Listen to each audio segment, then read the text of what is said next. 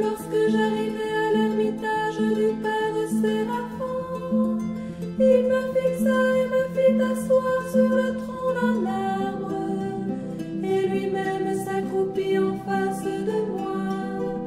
Père Séraphin, depuis mon enfance, je désire savoir quel est le but de la vie chrétienne. Le but de la vie chrétienne est d'acquérir l'Esprit Saint. Oh oui, amis de Dieu, que j'aimerais qu'en cette vie, vous soyez toujours en l'Esprit Saint, pour aimer comme le Seigneur nous l'a commandé. Père, je vous en prie, éclairez mon âme. Comment pourrons-nous acquérir l'Esprit Saint? Quelle est grande la puissance de la prière, elle est toujours à notre portée, elle nous donne la grâce du Saint-Esprit. Veillez et priez pour ne pas être privés de l'Esprit de Dieu. Par elle nous nous entretenons avec notre vivifiant et miséricordieux Sauveur.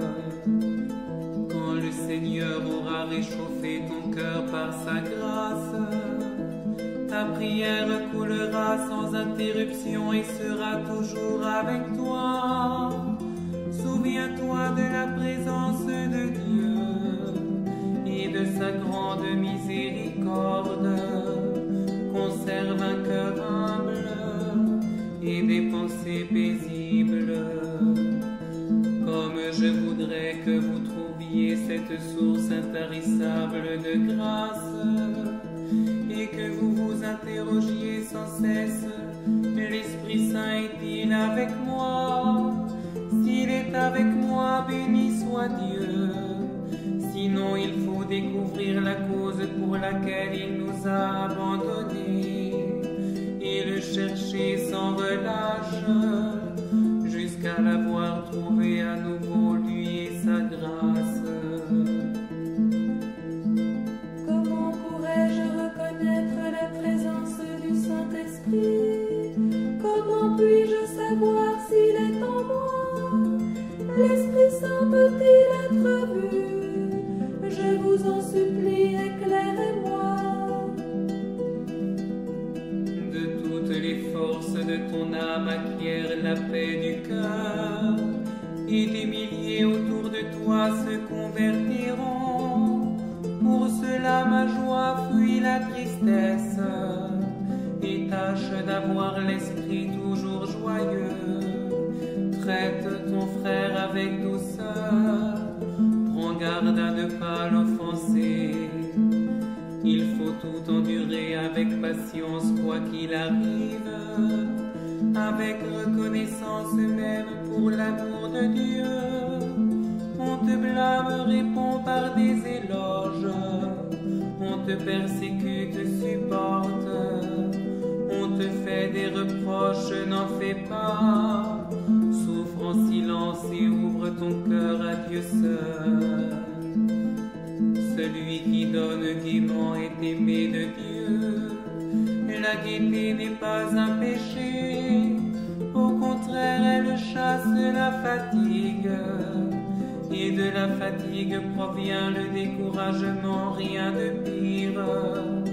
Un petit mot bienveillant, amusant, encourageant aide l'esprit de l'homme à se tenir dans la joie devant la face de Dieu.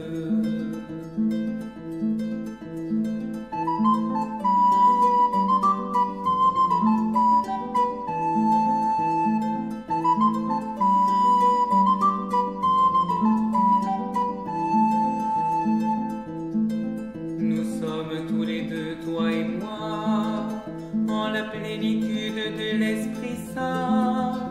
Pourquoi ne me regardes-tu pas dans les yeux? pas peur, ami de Dieu. Ose me regarder sans crainte, Dieu est avec nous. Père, je ne peux vous regarder, des foudres jaillissent de vos yeux, votre visage est devenu plus lumineux que le soleil. Ami de Dieu, vous êtes devenu aussi lumineux que moi. Vous êtes vous aussi dans la plénitude du Saint-Esprit. Remerciez le Seigneur de nous avoir accordé cette grâce indicible, cette grâce à consoler votre cœur désolé. Que sentez-vous maintenant? Mon âme est remplie d'un silence et d'une paix inexprimable. Une douceur extraordinaire déborde de mon corps. Une joie coule dans tout mon être. Une chaleur enveloppe mon âme. Cette paix est envoyée d'en haut par Dieu lui-même. Elle inonde de paix et de joie l'homme intérieur. C'est la douceur dont parlent les Écritures. Elle procure une sensation de délice inexprimable. Quand le Saint-Esprit descend sur l'homme, il recrée dans la joie tout ce qui l'effleure. Le royaume de Dieu est en nous maintenant. La grâce du Saint-Esprit est lumière. Il nous illumine et nous réchauffe.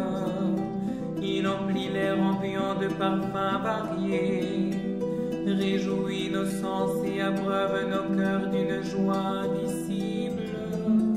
Voilà, amis de Dieu, ce que c'est qu'être en la plénitude de l'Esprit Saint.